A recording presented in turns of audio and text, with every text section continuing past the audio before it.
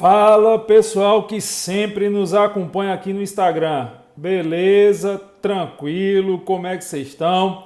Novo de loja, primeira de luxo, Sol Babalu, sejam muito bem-vindos aqui a mais uma live, mais uma transmissão. Você que está assistindo esse vídeo que é postado depois no meu canal no YouTube, deixa o seu like ou seu dislike, você é que sabe é isso, não foi inscrito no canal, se inscreve e ativa o sininho para receber as notificações que isso ajuda o crescimento do canal. Bom, vamos lá, eu vou começar uma série hoje, eu tenho feito lives com vocês aí, sim, aquela pergunta que eu faço toda a vida, vocês estão ouvindo bem? O Instagram de vez em quando ele fresca aí com a questão do som, só me dá o ok se o som tá legal, SF41 Top, boa tarde, Tiago Oliveira, o Jadson, professor Andrade, Dan Prof. Andrade, um abraço, professor. Me diz só se o som tá legal aí pra gente poder começar a nossa brincadeira, eu acho que tá. A Elisama tá dizendo, a Denise Amorim que tá sempre nos acompanhando aqui, um cheiro para você, Denise, obrigado por todo o carinho, a Denise tem um carinho enorme por a gente aqui nas redes sociais, só tenho a agradecer. Bom, então vamos lá. Eu vou começar uma série, eu vou tentar fazer pelo menos uma ou duas desta série por semana, a gente tem feito live aqui quase todos os dias, que é uma série que eu chamei de Revisitando os Princípios, de observando novamente os princípios elementares norteadores do direito penal. Eu tenho visto, nesse momento tão anômalo que nós estamos vivendo do direito brasileiro, e eu tenho dito já há quase 40 dias, desde que começou todo esse momento atípico e a gente tem feito muita live desde então, eu tenho dito que o direito brasileiro está mudando demais e que o direito brasileiro dos próximos meses é que vai ser completamente diferente do direito que nós tínhamos até 40 dias atrás. E eu tenho visto muitos princípios que são princípios básicos, princípios elementares, princípios norteadores do direito penal sendo relegados a segundo plano em fatos específicos que têm acontecido. E aí, toda vida que for aparecer num desses fatos, eu vou usar como exemplo para que a gente possa promover essa série que é Revisitando os Princípios, que é trazer de volta a análise dessa base principiológica que sustenta, ou pelo menos que deveria sustentar, o direito penal. E aí eu vou até aproveitar já para dar uma dica inicial a vocês, antes de nós começarmos a falar do princípio especificamente escolhido para a live de hoje, que é o princípio da reserva legal, ou o princípio da legalidade em sentido estrito, ou da legalidade penal, ou da estrita legalidade. São várias nomenclaturas diferentes, mas a mais utilizada, vamos dizer assim, a mais conhecida, é o princípio da reserva legal. Muitas pessoas, quando começam a estudar o direito penal, ou então quando estão aprofundando os estudos no direito penal, eles acabam relegando a um segundo momento, a um segundo plano, a uma menor importância, ou simplesmente deixando de lado o estudo da base principiológica.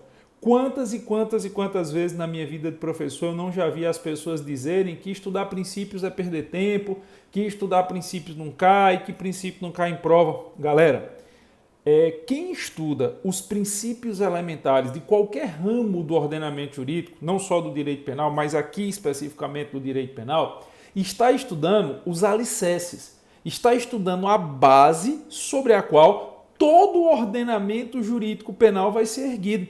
Se você não conhece os princípios, você vai ter uma dificuldade gigantesca de aprender os demais institutos jurídicos. Eu vejo muito isso no nosso curso de segunda fase penal do JUS 21. É muito comum, às vezes, o aluno chegar e reportar a primeira vez, reportar a segunda vez, que está tendo dificuldade de entender elementos da parte geral, que está tendo dificuldade de aplicar teses de defesa.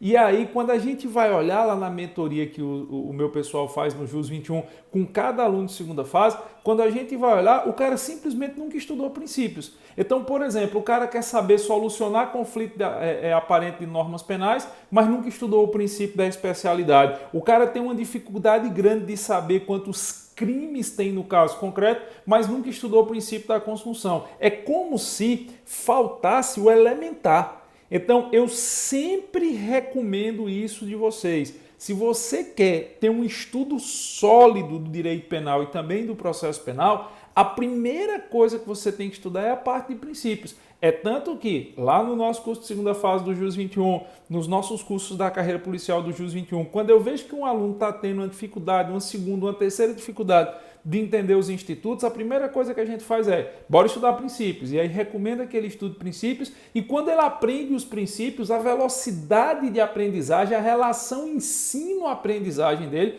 melhora assim de forma exponencial, melhora de forma gigantesca.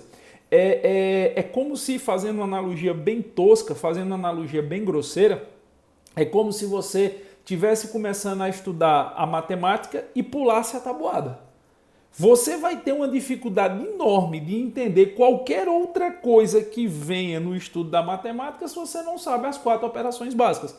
Primeiro você tem que saber somar, multiplicar, subtrair e dividir. Ah, eu tenho calculadora, mas você tem que entender a lógica das operações básicas, para depois você aprender a lógica da regra 3, para depois você estudar outra coisa. Como é que o cara vai estudar logaritmo, exponencial, derivada, log de base variável, se ele não sabe o básico, que é as 4 operações e a regra 3. A mesma coisa é, como é que você vai estudar concurso de pessoas, concurso de crimes, imputabilidade penal, tipicidade penal, se você não sabe os suportes elementares que norteiam o direito, que são os princípios. Então, é por isso que eu sempre vou bater nessa tecla, é por isso que eu sempre vou dizer isso para todos os meus alunos, seja nas lives, seja nas aulas. Estude princípios. É por isso que nos nossos cursos do JUS 21, às vezes a gente passa ali 2, 3 aulas só explicando a parte de princípios, que é para dar esse suporte para que o cara consiga entender todo o resto. E especificamente na aula de hoje, ou na live de hoje, né? Que aula? Na live de hoje, nós vamos falar sobre o princípio da reserva legal. E o que é o fato concreto que me levou a trazer essa ideia do princípio da reserva legal? Veja, eu vou narrar um fato. De novo, eu vou narrar um fato. Vocês estão cansados de me ouvir falar aqui nas lives que eu não posso ter responsabilidade se o fato beneficia ou prejudica quem quer que seja. Por isso que ele se chama um fato, ok? E o fato foi o seguinte, eu acredito que muitos de vocês devem ter visto isso ontem nas redes sociais, a galera que usa o Twitter aí, rapaz, eu já não aguentava mais. Todo mundo no Twitter estava repercutindo esse vídeo. Eu vi esse vídeo no Instagram também, recebi acho que umas 40 vezes no WhatsApp.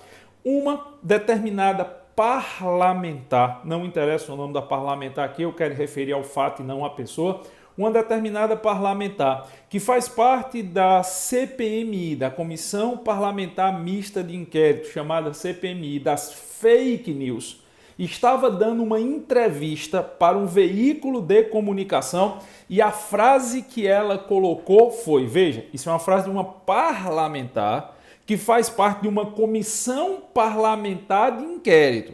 E a frase que ela colocou foi: fake news é crime. Todos que praticarem fake news cometem crime. Cabe agora o Congresso criar uma lei tipificando o crime para que essas pessoas sejam punidas. A frase foi essa. Eu não sei se faltou aí alguma partícula de conexão, ou uma palavra a mais ou a menos, mas a frase dita por esta parlamentar foi: fake news é crime, nós sabemos disso. Então agora o que o Congresso vai fazer é criar uma lei tipificando um crime para que essas pessoas que já praticaram fake news sejam enquadradas nesse crime e sejam punidos. Acabou-se. Isso é o fato.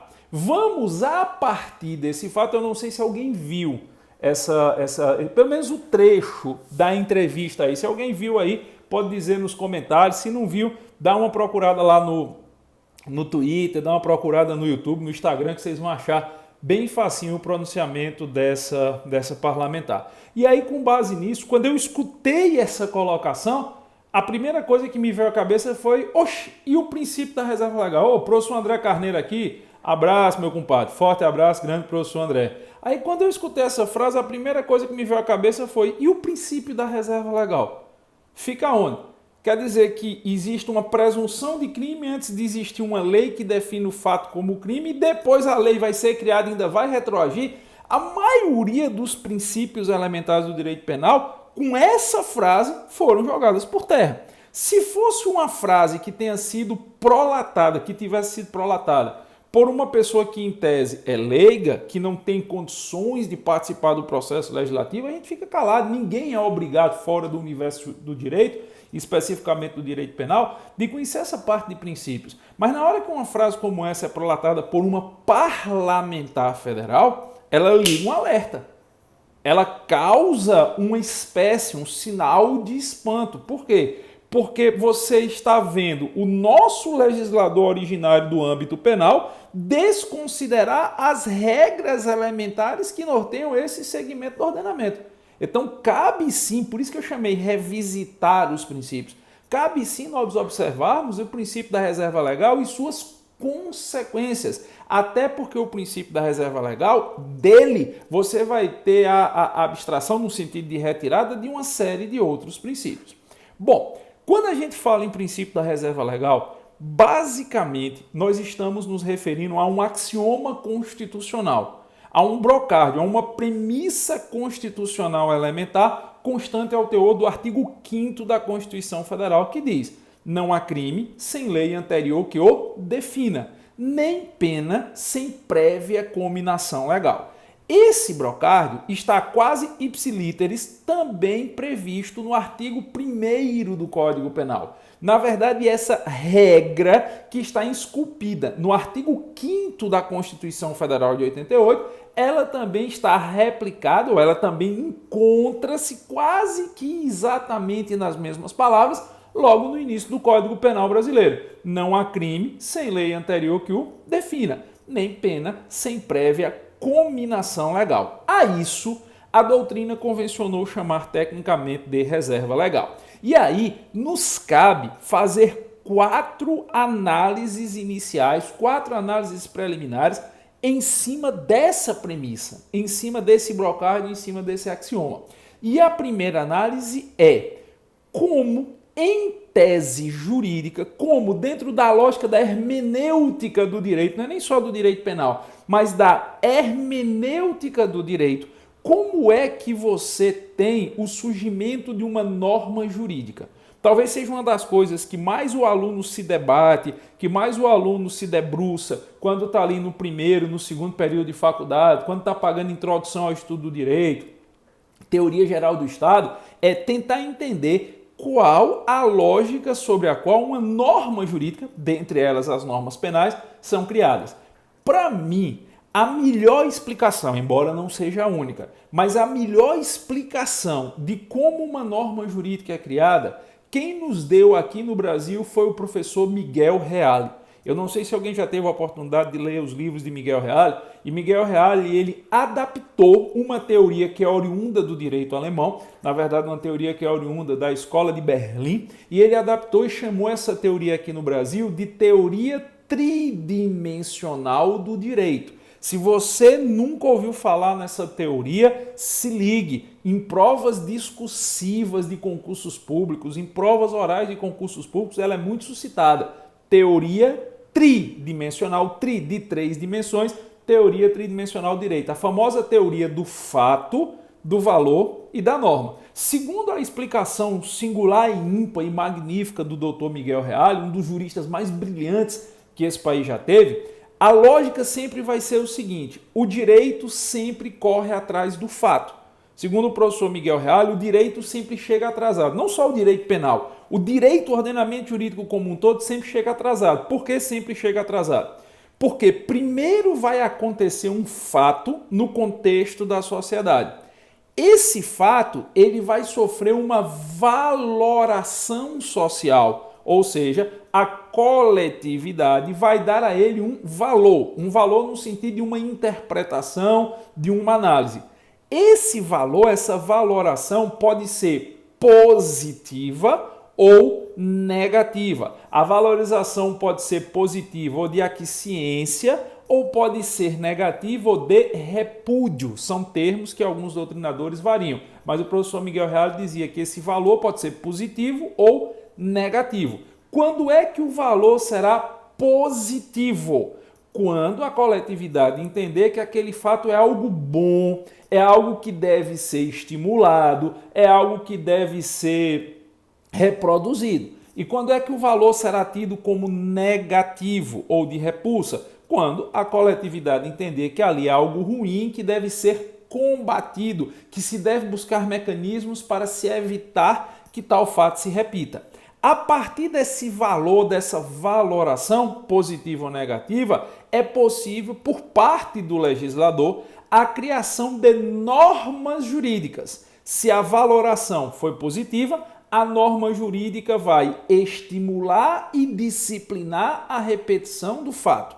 Se a valoração for negativa, a norma jurídica vai coibir e desestimular a repetição do fato. Sempre que na sua cabeça você imaginar a teoria tridimensional do direito de Miguel Reale, imagine um triângulo: fato, valor e norma. Acontece o fato, a sociedade o valora, o legislador faz a norma para estimular e disciplinar o fato ou para coibir e proibir que esse fato se repita. O mestre Miguel Reale, ele deu, por exemplo, alguns exemplos, e o mais clássico deles é o do primeiro homicídio.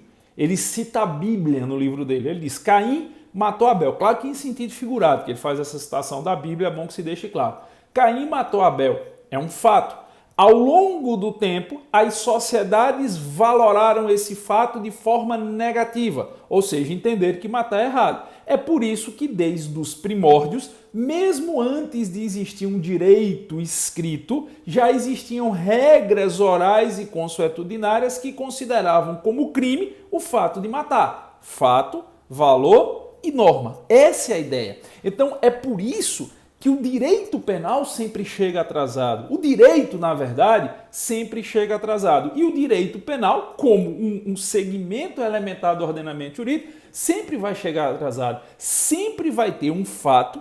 Depois deste fato, ou de alguns fatos iniciais, é que vão surgir normas jurídico-penais para tutelá-las. Sempre vão existir fatos que ficarão impunes, para que só então haja um valor social e, a partir disso, a criação de leis que possam punir fatos futuros. Essa é a lógica do mestre Miguel Reale, é assim que ele explica a teoria tridimensional do direito. Essa é a primeira percepção, essa é a primeira acepção. Segunda acepção, o nosso legislador, quando ele vai criar uma norma jurídica penal, ele faz o que a gente chama de exercício de fragmentariedade. O que é um exercício de fragmentariedade? A reserva legal demanda obrigatoriamente um exercício de fragmentariedade. Existe uma lógica por trás do direito penal, que o direito penal é a última ratio. O direito penal é a última linha de defesa da coletividade. Existe uma lógica, que não é o objeto da nossa análise, mas eu preciso citar, que o direito penal ele só deve ser aplicado no contexto da coletividade de forma altamente excepcional, que sempre se deve buscar solucionar os conflitos sociais e as lides por outros ramos do ordenamento jurídico que não o ordenamento jurídico penal. Eu sempre digo que o direito penal ele é meio que um paladino. Se vocês assistiram Game of Thrones, vocês vão entender a analogia. A galera que assistiu o GTO aqui, GOT, desculpa, vai entender a analogia. Lá em Game of Thrones, aquela rainha, cabelinho curto, ruim que só a peste, que ficava lá na cidade que a Senhora dos Dragões queimou na última temporada de Game of Thrones, que tinha um caso com o irmão dela, que não tinha um braço, deu um adultério com o irmão dela. Ela tinha sempre um soldado grandão, que inclusive no final, olha, alerta de spoiler, alerta de spoiler, alerta de spoiler, alerta de spoiler, brigou com o próprio irmão no final da temporada de Game of Thrones, um negócio caindo em cima deles lá. Aquele soldado, me foge agora o nome dele, ficava sempre dentro de uma armadura, parecia um zumbi. É um paladino daquela rainha. Todo mundo ia brigar na frente. Ele só, eu acho que era Cersei o nome da rainha. Ele só ia entrar para defender a rainha quando todas as linhas de defesa tivessem ruídas. Quando não fosse possível empregar mais nenhum soldado na tutela e proteção da rainha. Montanha, isso, Giancarlo, era o nome que eu estava querendo lembrar. Obrigado, Jean Carlos. Montanha. O Montanha só seria empregado na defesa da Rainha Cersei quando não tivesse mais nenhum outro recurso de defesa. Essa é a mesma analogia que eu faço com o direito penal. O direito penal, por ser última ratio, o direito penal, por ser excepcional, ele só deve ser utilizado quando for impossível se tutelar o conflito social por outros ramos do ordenamento jurídico. E para se garantir essa regra da última ratio, para se garantir essa ideia da excepcionalidade, é que existe a fragmentariedade. E essa fragmentariedade ela se dá em vários níveis. O primeiro deles, chamado de fragmentariedade primária, é feita pelo nosso legislador. Como assim, Giovanni? Deixa eu ver a hora. Como assim essa fragmentariedade primária é feita pelo nosso legislador? O nosso legislador ele vai pegar todos os bens jurídicos que precisam ser tutelados pelo direito e vai escolher quais são esses bens, qual entre esses bens necessita efetivamente ser colocado sobre a tutela de proteção do direito penal. Quando a gente diz que o nosso legislador, que é o Congresso Nacional, vai exercer uma fragmentariedade primária, nós estamos dizendo que caberá a esse legislador observar toda a pleide de bens jurídicos que precisam ser colocados sobre a proteção do ordenamento e, dentre esses bens, elencar aqueles que serão colocados sobre a proteção adicional do direito penal. Sempre que eu digo para os alunos, quando eles estiverem estudando fragmentariedade, eu sempre digo, imagina que a fragmentariedade primária, que é a feita pelo legislador, também chamada de fragmentariedade legislativa ou originária, é mais ou menos como essa folha em branco aqui. Essa folha representa todos os fatos que foram valorados pela coletividade e que precisam virar leis. Teoria de Miguel Reale, fato, valor e norma. Então, essa folhazinha de papel ofício aqui representa todos os fatos que já sofreram valoração positiva ou negativa e que agora precisam virar leis. O que é que o nosso legislador faz? Nosso legislador começa a fragmentariedade. Dividir em pequenas partes, dividir em fragmentos. Ele pegou isso aqui aí e olhou. O que é isso? Isso aqui são as formas de anotação do trabalho do empregado na CTPS.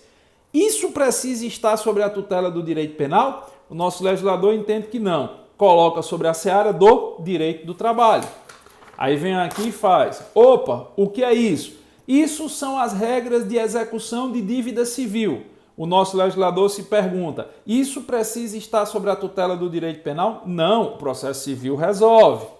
Aí o legislador chega e diz, o que é isso? Os valores para se saber se é possível o Estado comprar ou contratar com licitação, tomada de preço. Opa, isso precisa estar sob o direito penal? Não, o direito administrativo resolve.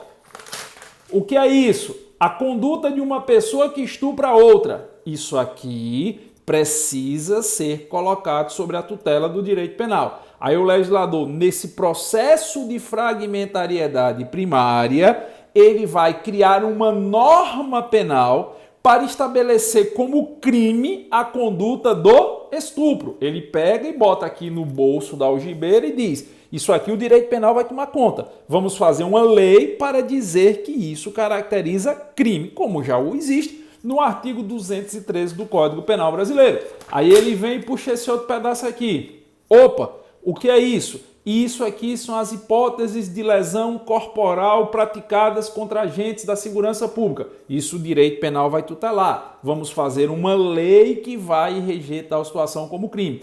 Essa é a ideia da fragmentariedade primária. Depois que houve o processo do fato, valor e norma, para que a norma seja criada, caberá ao legislador originário de matéria penal, que é o Congresso Nacional, dizer qual, dentre aqueles fatos que foram valorados, deve-se colocar, ou quais deles devem ser colocados, sobre a tutela de proteção do direito penal. E aí vem uma informação adicional.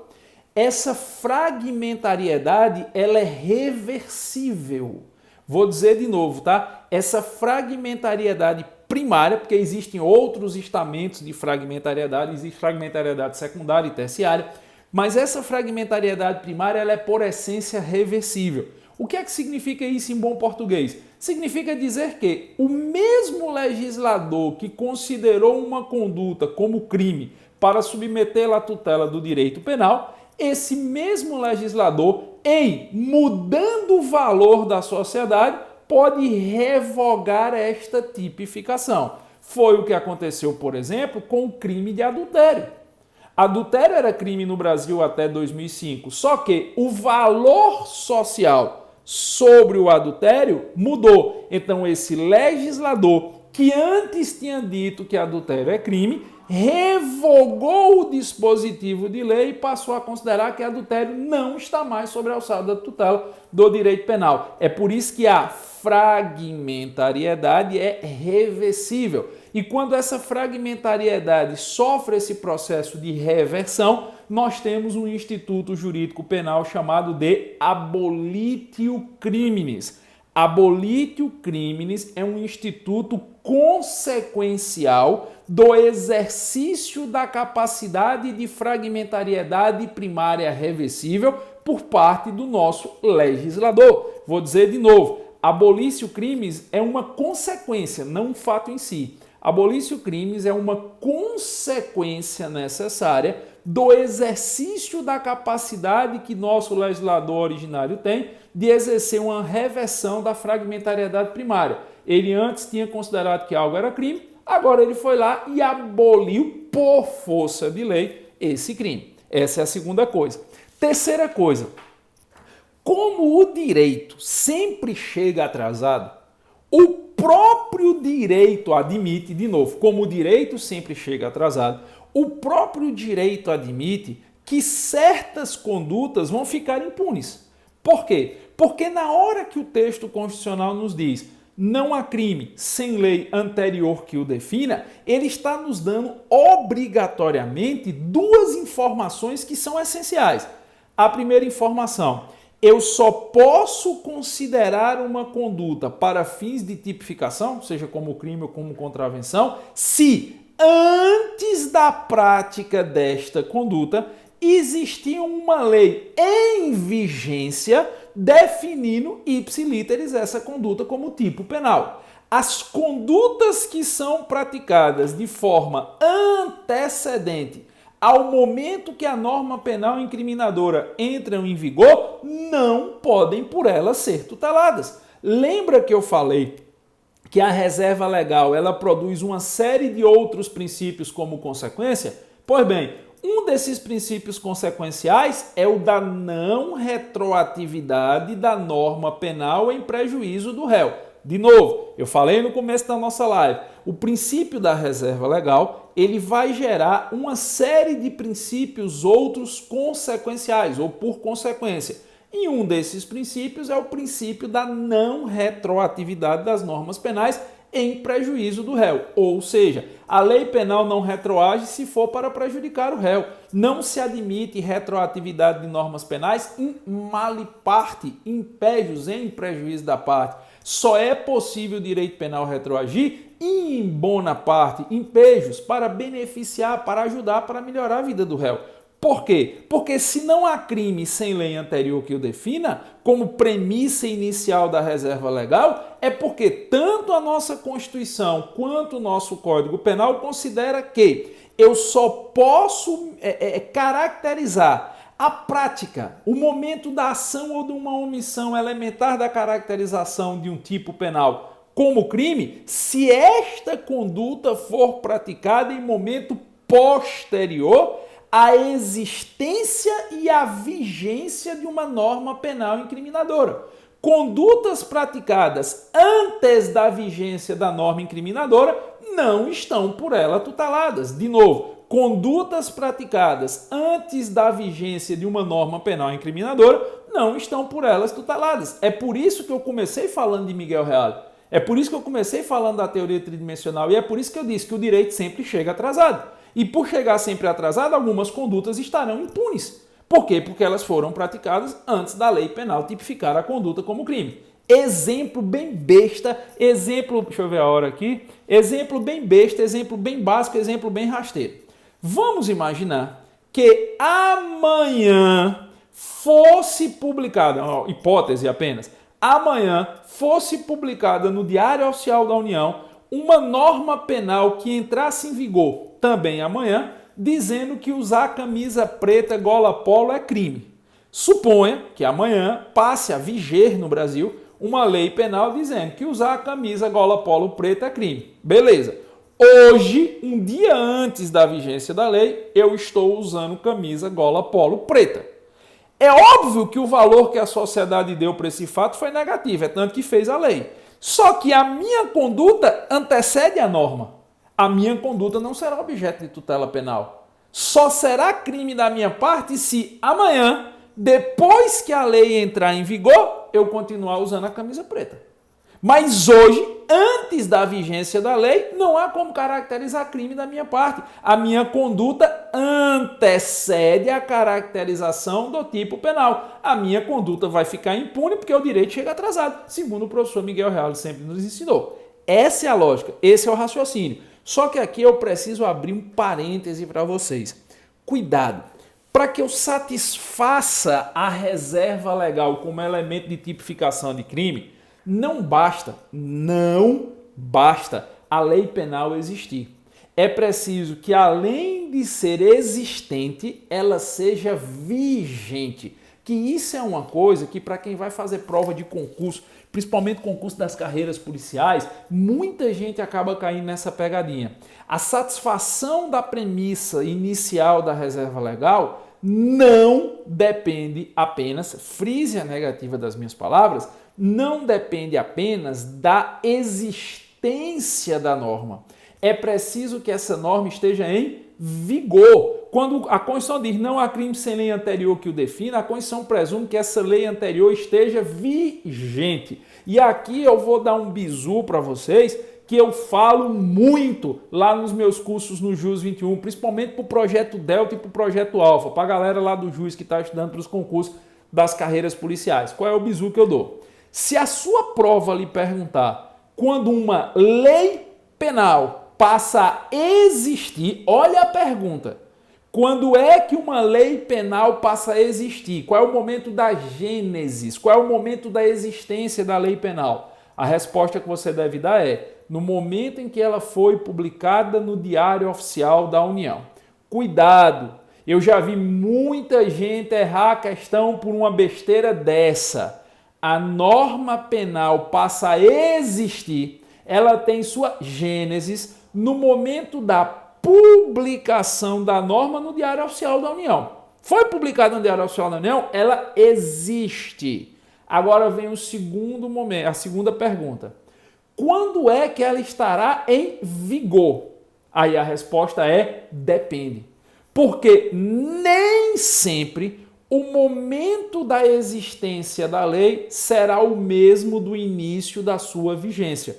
Pode existir situações em que a lei passe a existir no momento e a sua vigência seja no momento posterior. Como é que eu vou saber? Eu vou ter que pegar o próprio texto da lei. Se, por exemplo, eu pego a letra da lei e está escrito assim: esta lei entra em vigor no momento da sua publicação, o legislador deixou claro que a existência e a vigência são coincidentes. Se eu pego o texto normativo e no texto normativo tiver escrito essa frase ou qualquer frase que tenha a mesma ideia, esta lei entra em vigor no momento da sua publicação, o nosso legislador deixou claro que a data da existência e da vigência da lei são coincidentes. Foi publicado, entrou em vigor. Mas pode ser que o legislador estabeleça um prazo de início da vigência, que é o que a gente chama de vacatio legis. O que é, tecnicamente falando, uma vacatio legis? Vacatio legis é o lapso temporal que pode existir entre a publicação da norma e sua efetiva vigência. Vou dizer de novo, vacatio legis é o lapso temporal que pode existir entre o momento da publicação da norma e sua efetiva vigência. Se o legislador quiser, o legislador pode chegar e pode dizer assim, olha, esta lei entra em vigor 30 dias após a publicação, essa lei entra em vigor 180 dias após a publicação, essa lei entra em vigor 45 dias. O pacote anticrime do final do ano passado, de dezembro do ano passado, ele tinha vacatio legis. Ele foi publicado no final de 2019 e entrou em vigor no final de janeiro de 2020. Então, o legislador ele tem essa discricionariedade de estabelecer a vacatio legis que entender razoável. E se ele expressar na letra da lei, esta lei entra em vigor X dias após a sua publicação, será necessário se aguardar a vacatio legis para só então as condutas praticadas poderem ser tipificadas. Foi publicada hoje, hipoteticamente, uma lei que diz que usar blusa preta é crime. Mas essa lei só entra em vigor daqui a 30 dias. Eu vou passar 30 dias usando blusa preta. Eu só não vou poder usar depois que ela entrar em vigor. Um detalhe, tá, pessoal? É bom que se diga que esse prazo é contado do modelo penal. Certo? Prazo de vacatio legis é contado no modelo penal. Eu vejo muita gente contando prazo de vacatio legis em modelo processual penal. Não faça isso. Se a lei falar, se essa lei entra em vigor 100 dias após a sua publicação, 100 dias é contado no modelo penal. Ok? Você computa o dia de início. Não tem aquela história de abrir no primeiro dia útil, se vencer em dia não útil, está prorrogado para o próximo. Isso é modelo processual penal. Aqui é a contagem simples do modelo penal. Um detalhe importantíssimo que eu preciso destacar aqui para vocês, na verdade uma grande discussão, normas penais em vacatio legis, elas são inidôneas, elas não servem para tipificar crime. Eu preciso satisfazer a existência e a vigência da lei para que só então uma conduta possa ser tipificada como crime. Show de bola, está claro, acabei de explicar. Mas qual é a discussão? Uma norma penal em vacatio legis, ela pode ser utilizada in bona parte? Uma norma penal em vacatio legis, ela pode ser utilizada para beneficiar o réu? Ou eu só posso me valer desse benefício quando ela entrar em vigor? Eu não sei se eu me fiz entender. Uma norma penal em vacatio legis não pode ser usada para tipificar crime. Porque tipificar crime é um prejuízo para o réu, é um prejuízo para a parte. Agora, olha a pergunta. Será que uma norma em vacatio legis que de alguma forma beneficia o réu, ela pode ter aplicação imediata? Suponha que eu estivesse preso respondendo pelo crime de furto qualificado. E hoje entrasse em vigor uma lei reduzindo a pena do furto qualificado. Desculpa, hoje fosse publicada, perdão. Eu falei entrar em vigor, vou mudar a colocação. Hoje fosse publicada uma lei reduzindo a pena do furto qualificado, o que me permitiria já uma progressão de regime. Mas essa lei só vai entrar em vigor daqui a 90 dias. E aí?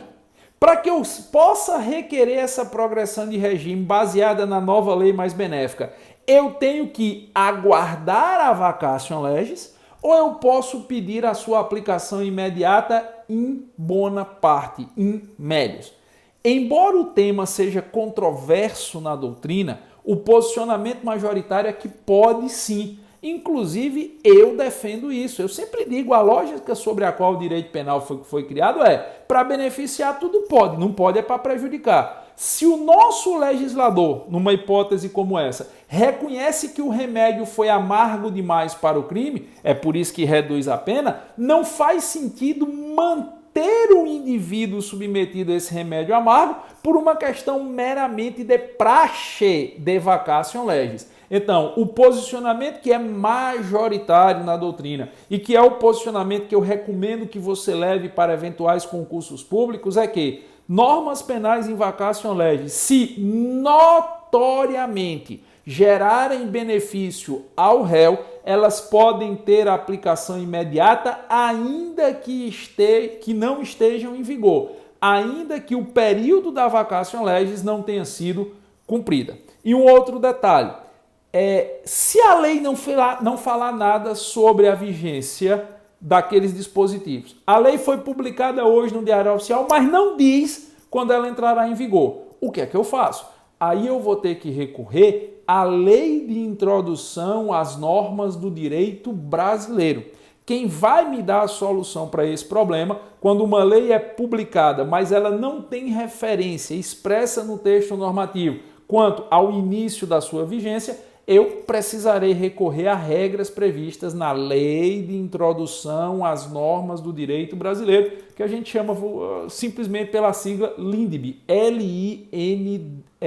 LINDB, Lei de Introdução às Normas do Direito Brasileiro, LINDB, LINDB. A LINDB diz que, salvo disposição em contrário, as normas jurídicas, dentre elas as normas penais, entrarão em vigor no Brasil 45 dias depois da sua publicação e, quando exigíveis no estrangeiro, 3 meses após a sua publicação. Por quê? Porque existem hipóteses de extraterritorialidade das normas penais. Então, em sendo a lei silente quanto ao início da sua vigência, esta vigência será dentro de 45 dias a contar da publicação para efeitos no território nacional e 3 meses a contar da publicação para efeitos em relação à extraterritorialidade, para produção de efeitos a condutas praticadas fora do território da República Federativa do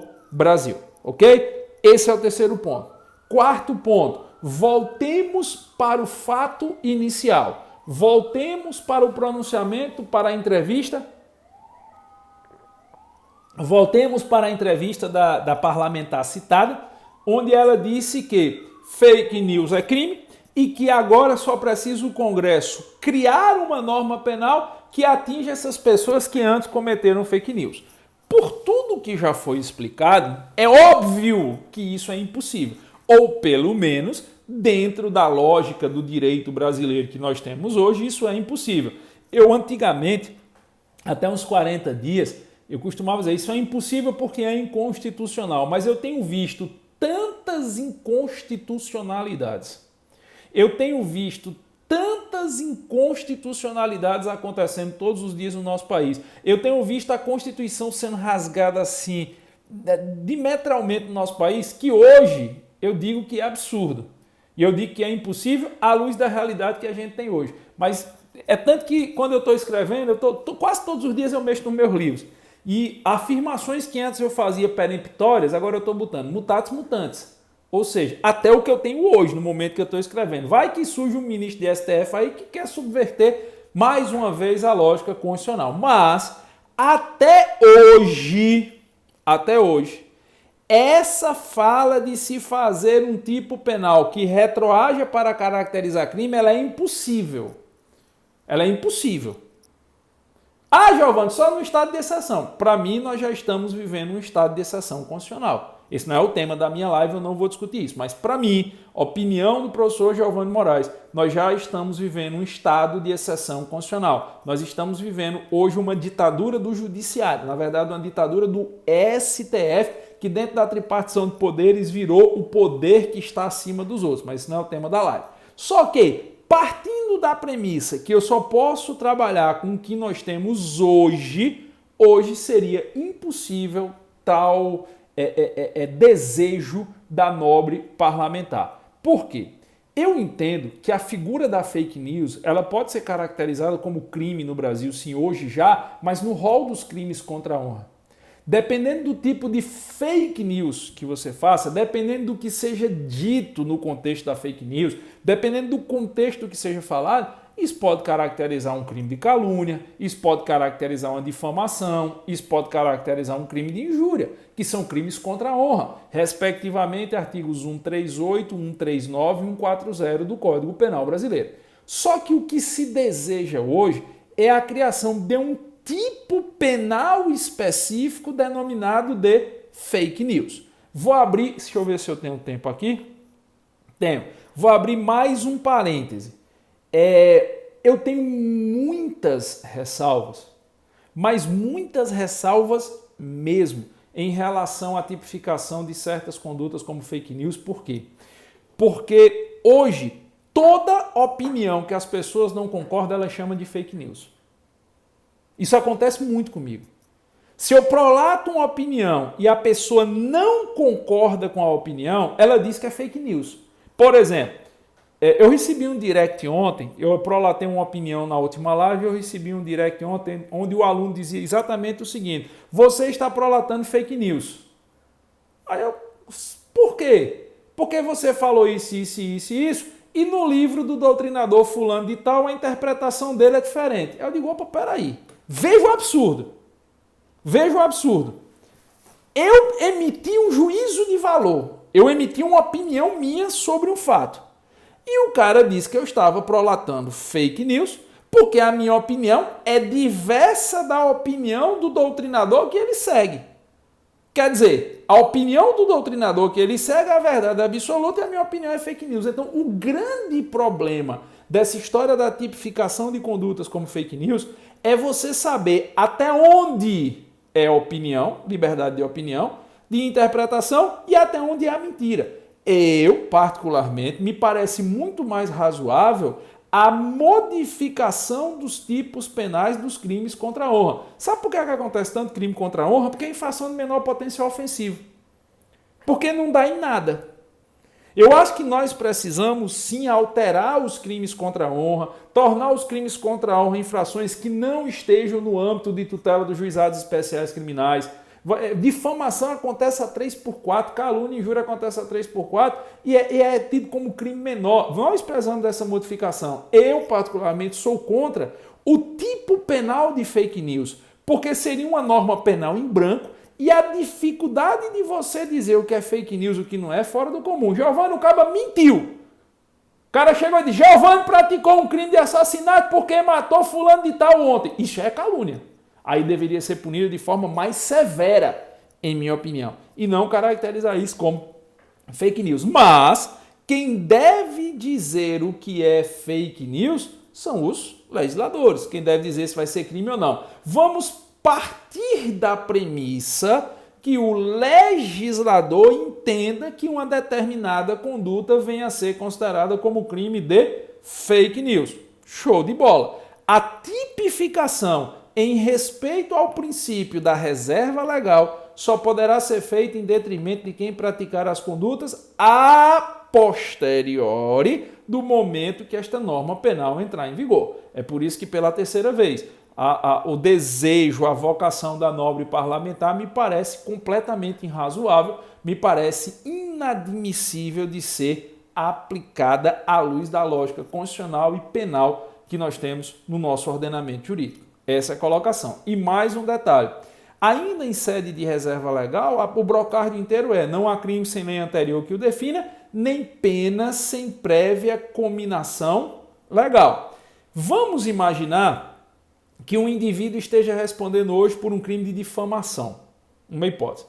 O cara lá fez uma alegação que a outra parte entendeu irrazoável e achou que era fake news, e como não tem um tipo penal específico hoje, ele está respondendo por difamação. Infração de menor potencial ofensivo. Suponha que venha a lei tipificando fake news como crime, onde a proposta é de pena de 2 a 12 anos. Lá o que está no projeto inicial, 2 a 12 anos.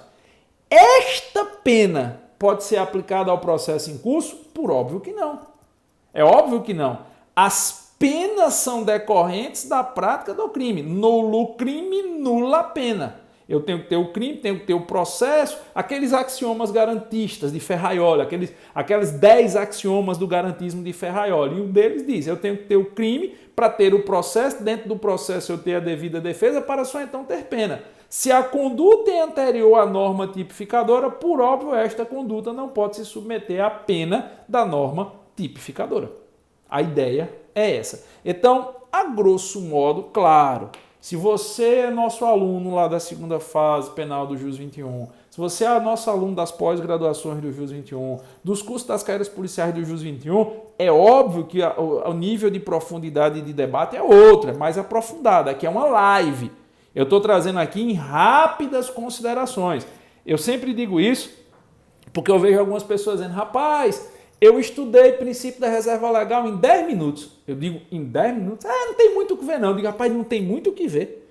Princípio da reserva legal não tem o que ver. Não, olha, princípio da reserva legal e princípio da insignificância. O cara que diz que ministrou em 10 minutos, 15 minutos, o cara que diz que estudou em 20 minutos, eu digo, você não aprendeu nada.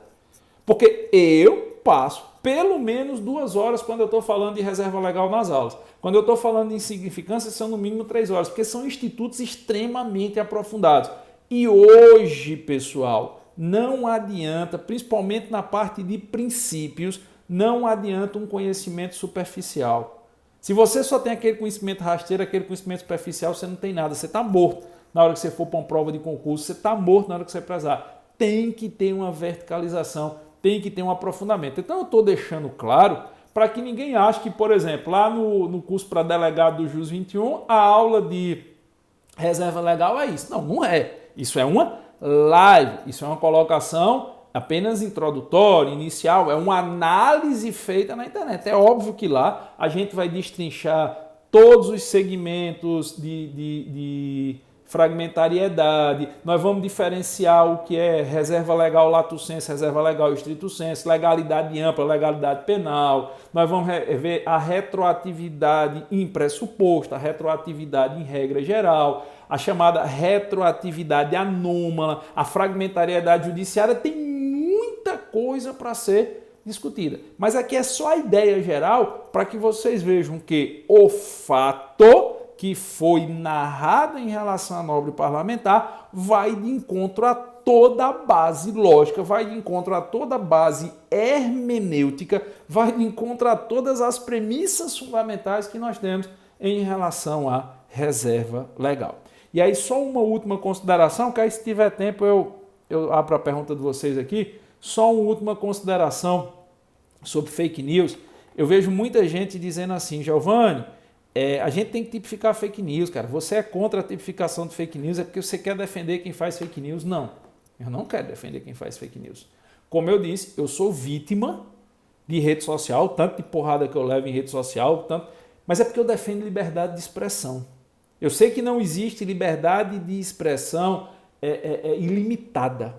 Nada, nenhum direito é ilimitado, nada pode ser ilimitado. Mas as pessoas que eu vejo quererem tipificar condutas como fake news são aquelas mesmas pessoas que só aceitam um lado. São aquelas mesmas pessoas que acham que ou você fala o que ela quer ouvir com o chamado discurso de justificação, ou você está errado e tem que levar porrada, você está errado e tem que levar pedrada. Por exemplo, aqui no Instagram, quem acompanhou lembra, desde que começou esse negócio da Covid, eu todo dia tentava postar uma boa notícia do dia. Comecei no Facebook, depois no Instagram. Boa notícia do dia. Eu passava as madrugadas estudando não, né, que não é minha área de estudo, lendo, assinei jornais estrangeiros, revistas estrangeiras, tentei ler de tudo, o pouco de inglês que eu sabia, eu tentava fazer leitura também em inglês, e todo dia de manhã eu postava a boa notícia do dia citando a fonte. E eu levei tanta porrada que primeiro eu parei no Facebook, depois eu parei no Instagram. Não valia a pena. Eu estava recebendo ameaça de morte porque postava uma boa notícia do dia. O ódio das pessoas. Não, mas eu não concordo. Eu digo, sim, bicho, mas eu estou postando um fato. Não, eu não concordo, é fake news, não sei o quê. As pessoas vinham com ódio. Então, eu sei o que é as pessoas tentarem cercear você de emitir opinião. Eu sei o que é as pessoas tentarem cercear você porque elas não concordam com aquilo que você diz e querem silenciar. E eu acho que você tem um tipo penal de dizer que fake news é crime, com a dificuldade gigantesca de diferenciar fake news de expressão de opinião, porque se for mentira clara e notória, já tem crime contra a honra. É uma forma de tentar calar as pessoas que não querem se submeter àquela cartilha do dito politicamente correto que algumas pessoas defendem. Por isso que eu tenho esse posicionamento, por isso que eu tenho essa minha opinião. Beleza? Bom, se alguém quiser fazer alguma pergunta, nós temos mais 5 minutos de live aí. Se tiver alguma pergunta sobre o tema, eu estou aqui para responder. Se não tiver, já vou agradecendo aí a vocês. Cadê? Ô, Will, muito obrigado, cara. Valeu demais. Concurseira, tudo é relativo à pós-verdade? Cara, eu acho que é assim, não é nem pós-verdade, viu? Eu vou muito pelo que Bauman diz. Bauman diz que a gente vive num mundo de pessoas tão ignorantes no sentido de pouca leitura, de pouca cultura, que essas pessoas elas se apegam simplesmente ao rastro de ideia que acham que tem, e por não terem outra ideia, elas vão defender com unhas e dentes aquilo que é a única coisa que elas têm, que é chamada de ideia fixa, aquela única ideia. Então não é pós-verdade não, acho que é pós-ignorância. Eu vou muito nessa linha de raciocínio de Bauman aí. As pessoas não leem mais, as pessoas não se informam mais, as pessoas não têm mais o apreço pelo conhecimento.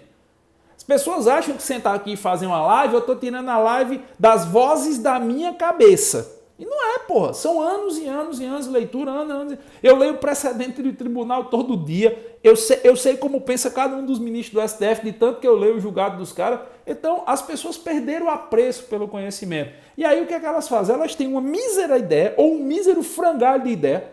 Como elas são vazias de capacidade de reflexão, elas se apegam àquele único bem ideológico que tem e vão sair dando porrada em qualquer um que ameace aquele frangalho de ideia. Por quê? Porque se fugir daquela zona de conforto dele, ele é incapaz de ter conhecimento para transitar em outras áreas. Então eu acho que é pós-ignorância, na verdade, e não pós-verdade. Beleza? Luciano, pena de multa por não usar máscara. Cara, isso é questão de direito administrativo, eu acho absurdo. Mas como eu digo, o absurdo já foi superado há muito tempo no direito brasileiro, né? No direito penal brasileiro. Eu não imaginava, depois de 23 anos de professor de direito penal, depois de mais de 2 décadas atuando como docente de direito penal, como autor de livro, palestrante, eu não imaginava nós chegarmos em tempos tão difíceis no universo jurídico brasileiro. Eu não imaginava a gente chegar em algo tão próximo da chamada hecatombe jurídica no direito brasileiro. Eu não imaginava que eu fosse ver algo tão nefasto dentro de um discurso de justificação no direito brasileiro. Mas, infelizmente, aconteceu. Infelizmente, eu estou vendo e eu sei que nós vamos passar 30 anos pagando o preço disso. E o que é pior, eu estou vendo muito jurista calado. Muito jurista calado. Sabe por quê? Porque quem abre a boca leva porrada. Então ninguém quer levar porrada. Deixa o otário do Giovanni levar porrada, porque o otário do Giovanni não sabe ficar calado. Não, eu não sei, eu não nasci para ser covarde. Infelizmente eu não nasci para ser covarde. Aí eu olho para o universo jurídico que me cerca, aí tantos grandes doutrinadores de bagagem infinitamente maior do que a minha, eu sou um zero à esquerda perto deles, em silêncio, esperando ver para onde o vento leva as naus, para poder dizer em qual nau vai subir. A ponto que tudo que eu sempre acreditei de pressupostos elementares do direito sendo rasgados. E o que é pior, quando a gente chega e abre a boca e diz que está errado, muitos só vêm atirar pedras. Por quê? Porque alguns só têm um fiapo de ideia. Eles são incapazes de transitar por outras ideias, porque eles só se apegaram àquele fiapo de ideia. Então, são tempos muito difíceis, são tempos que vão deixar muitas marcas, são tempos que feriram de morte a Constituição Federal, de morte mesmo, e são tempos onde ficou claro o que há 20 anos as pessoas falavam de forma velada. Não vale no nosso país o que está na lei. E não vale no nosso país o que deve ser premissas elementares do Estado Democrático de Direito. Vale no nosso país a vontade de certos grupos representados por ministros do STF. E quem quiser achar ruim, ache. Mas nós estamos numa juridicocracia, quase que não sai. Nós estamos numa ditadura do judiciário, onde a Constituição virou mero enfeite e a hermenêutica é destinada a justificar o conceito de certo e errado que tem na cabeça dos 11 ministros do STF. Mas são os tempos que nós vivemos. E eu vou fazer o quê? Eu vou me deitar debaixo da cama e ficar chorando? Não. São os tempos de guerras que nós vivemos. Eu vou continuar dando a minha opinião enquanto eu puder dar minha opinião. Eu vou continuar alertando meus alunos enquanto eu tiver alunos. Eu vou continuar falando enquanto for garantido meu exercício da liberdade de cátedra. E eu vou continuar triste, não para mim, para a minha vida, mas eu vou continuar triste com o direito e vou continuar triste principalmente com quem tem 22, 23 anos que está emburacando no direito agora. Porque ao invés do direito da norma, ao invés da supremacia da norma, você vai trabalhar durante 20 anos num universo onde vai valer a supremacia da vontade de quem manda mais e os outros vão ter baixar a cabeça. Eu tenho muito medo da escravidão intelectual, por óbvio que eu estou falando. E tenho muito medo da escravidão jurídica. Mas eu estou vendo a escravidão jurídica e intelectual ser implantada nesse país e eu estou vendo juristas que serão escravos batendo palma. E juristas que podiam quebrar os grilhões silenciando. São os tempos que nós estamos vivendo. Beleza? Novo de loja, primeira de luxo. Valeu, galera. Obrigado por tudo. É sempre um prazer ter vocês aqui nas lives. Se cuidem, juízo. Um cheiro para quem for de cheiro e um abraço para quem for de abraço.